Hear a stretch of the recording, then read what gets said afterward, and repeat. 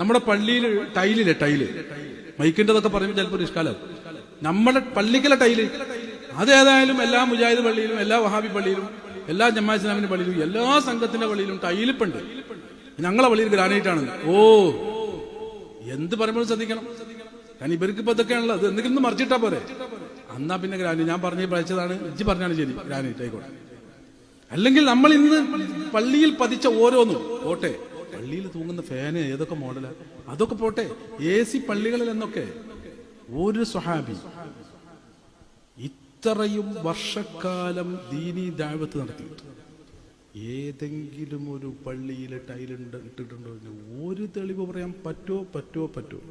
ജനങ്ങളെ പറ്റിക്കാൻ അവർ ചോദിക്കുകയാണ്, ഈ ആളുകൾ ചോദിക്കുകയാണ്, നബി തങ്ങൾ ആഘോഷിച്ചിട്ടില്ല, സ്വഹാബത്ത് ആഘോഷിച്ചിട്ടില്ല, ശരി തന്നെയാണ്. പക്ഷേ നബി തങ്ങൾ കാറോടിച്ചിട്ടില്ല, നിങ്ങൾ കാറോടിക്കണില്ലേ?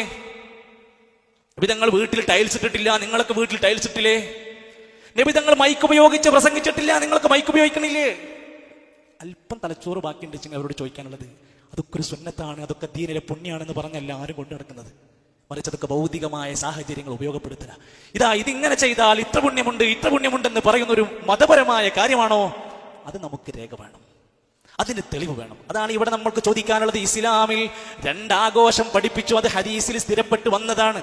ഒന്ന് റമദാനുമായി ബന്ധപ്പെട്ടതിന്റെ പൂർത്തീകരണത്തിലുള്ള ശവ്വാൽ 1-ന്റെ ഈദുൽ ഫിത്ർ, മറ്റൊന്ന് ഉദ്ഹിയ്യത്തുമായി ബന്ധപ്പെട്ട ഇബ്രാഹിം നബി അലൈഹി സ്വലാമിന്റെ ചരിത്രവുമായി ബന്ധപ്പെട്ട ഈദുൽ അദ്ഹ. ഇതല്ലാത്ത 3-മതൊരു ആഘോഷ ചടങ്ങ് പഠിപ്പിച്ച ഒരൊറ്റ സംഭവ ചരിത്രം നമുക്ക് പറയാനുണ്ടോ? ഇല്ലെങ്കിൽ ഇതെവിടുന്ന് വന്നു, ആര് തുടങ്ങി പഠിക്കുക?